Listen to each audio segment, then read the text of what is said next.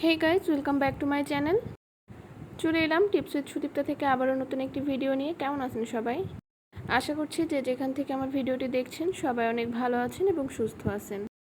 প্রতিদিনকার মতন আজকে টিপসগুলো কিন্তু অনেক বেশি গুরুত্বপূর্ণ, তো আশা করছি একদম স্কিপ না করে পুরোপুরি ভিডিও দেখার অনুরোধ রইল। আর আপনি যদি আমার চ্যানেলে নতুন হয়ে থাকেন তো অবশ্যই চ্যানেলটি একটি লাইক দিয়ে সাবস্ক্রাইব করে নিতে ভুলবেন না, আর এটা কিন্তু একদম ফ্রি। তো টিপস নাম্বার 1, অনেক সময় দেখা যায় আমাদের ভাত যখন রাইস কুকারে তৈরি করি তো দেখা যায় যে ভাতটা খাওয়ার সময় নিচের অংশটা কিন্তু অনেকটা পুরো অংশ জুড়ে পুড়ে থাকে, ভাতটা নষ্ট হয়ে যায়, ওই ভাতটা কিন্তু খাওয়া যায় না। তো এতে করে চালেরও যেমন অপচয় হয় আর এতে করে কিন্তু আমাদের অনেকটা ভাতও নষ্ট হয়ে যায়। তো যেটা করবেন, ভাত হয়ে যখন যায় মানে দেখবেন উপরে একটু ফেনা ফেনা হয়েছে, তখন যদি আপনারা সুইচটা বন্ধ করে দেন তাহলে কিন্তু কয়েলটা যে গরম থাকবে সেই গরমে কিন্তু আপনার ভাত অটোমেটিক্যালি হয়ে যাবে এবং এতে করে কিন্তু আপনার রাইস কুকারের পুরো ভাতটাই খাওয়ার যোগ্য হয়ে থাকবে, এতটুকু কোথাও কোনো পুড়ে যাবে না।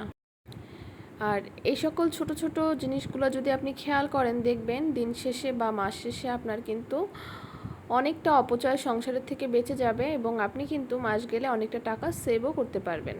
এবং চেষ্টা করবেন ভাত হয়ে যাওয়ার সাথে সাথে এভাবে একটু ভাতটা চামচ দিয়ে নেড়ে দেওয়ার। এতে করে কি হবে, অনেকেই কমপ্লেন করেন যে রাইস কুকারের ভাত নাকি ঝরঝরা হয় না, তো এইভাবে যদি নেড়ে দিয়ে থাকেন তাহলে কিন্তু ভাতটা আর নিচে বসে যাবে না, ভাতটা কিন্তু একদম ঝরঝরা থাকবে। টিপস নাম্বার 2, এটাও ভাত সংক্রান্ত বিষয় নিয়ে। অনেক সময় দেখা যায় আমাদের ভাতটা পুড়ে যেয়ে থাকে, বাই মিস্টেক কখনো যদি ভাত পুড়ে যায় তো সেক্ষেত্রে ভাতের গন্ধটা কিন্তু অনেক বেশি বিকট লাগে, মানে এক হাঁড়ি ভাত কিন্তু আর খাওয়া যায় না, ফেলে দেওয়া লাগে। তো এই রকম পুরা গন্ধর থেকে আপনি ভাতগুলোকে যদি বাঁচাতে চান তো সেক্ষেত্রে আপনি এরকম কাঁচা পেঁয়াজ ব্যবহার করতে পারেন। এই কাঁচা পেঁয়াজ আপনার পোড়া ভাতের গন্ধ দূর করতে কিন্তু অনেক বেশি হেল্পফুল। যদি কখনো এরকম প্রবলেমের সম্মুখীন হয়ে থাকেন যে গ্যাসে ভাত বসিয়েছেন আর আপনি ভুলে গেছেন গ্যাস বন্ধ করতে, সেক্ষেত্রে ভাতটা নিচ থেকে ধরে গেছে আর ভাত দিয়ে পুরা গন্ধ বের হচ্ছে, সেক্ষেত্রে এরকম কাটা পেঁয়াজ আপনারা 3 থেকে 4টা পেঁয়াজ এভাবে খণ্ড করে ভাতের মধ্যে ডুবিয়ে দেবেন এবং উপর থেকে ভাত দিয়ে ঢেকে দেবেন। এভাবে আপনারা 10 থেকে 20 মিনিট রেখে দেবেন এবং তারপর পেঁয়াজগুলো তুলে নিয়ে ভাতটা সার্ভ করবেন। দেখবেন যে ভাতে কোনো রকমের কোনো পোড়া গন্ধ কিন্তু আর থাকবে না, ভাতটা কিন্তু অনায়াসে খাওয়া যাবে।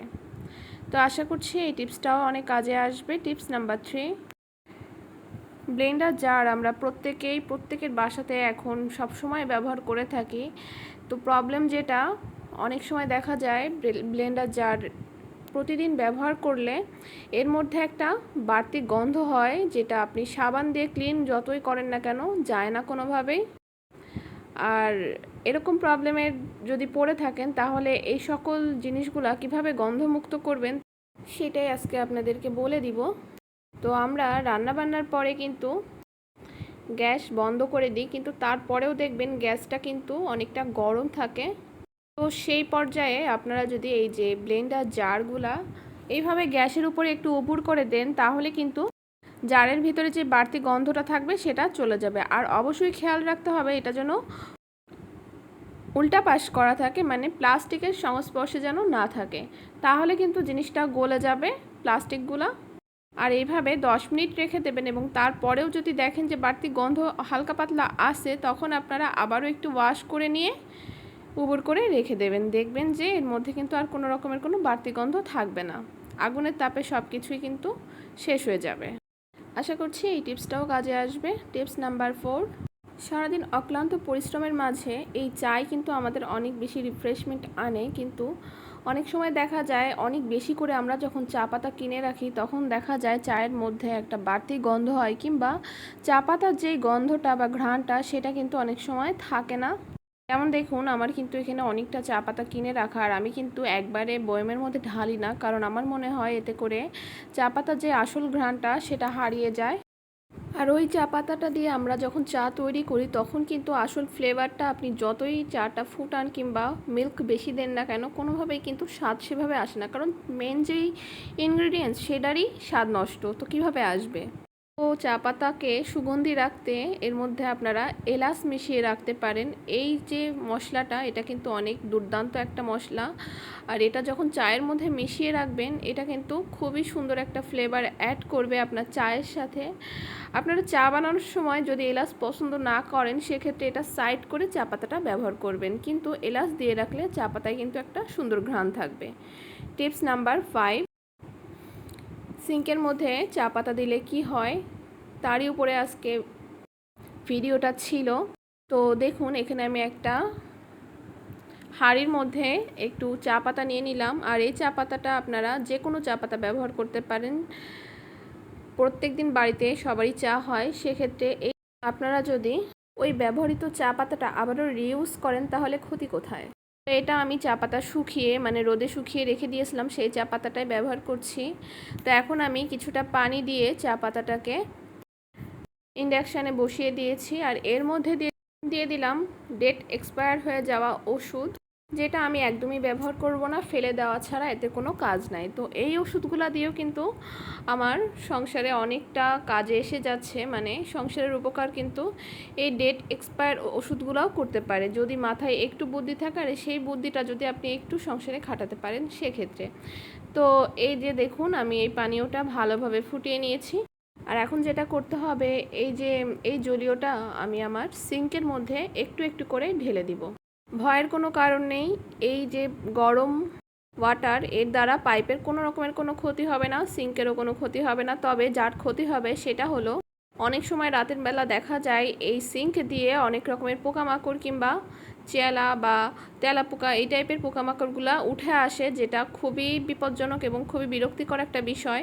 তো সপ্তাহে একদিন যদি আপনারা এই কাজটা করতে পারেন তো গ্যারান্টি দিচ্ছি সিঙ্ক নিয়ে আমাদের আর কোনো ভয় থাকবে না। এমনকি এই কাজটা আপনারা কিন্তু ওয়াশ বেসিংয়েও করতে পারেন, মানে আমরা মুখ ধুই যে বেসিংয়ে, সেখানেও কিন্তু এই কাজটা করতে পারেন।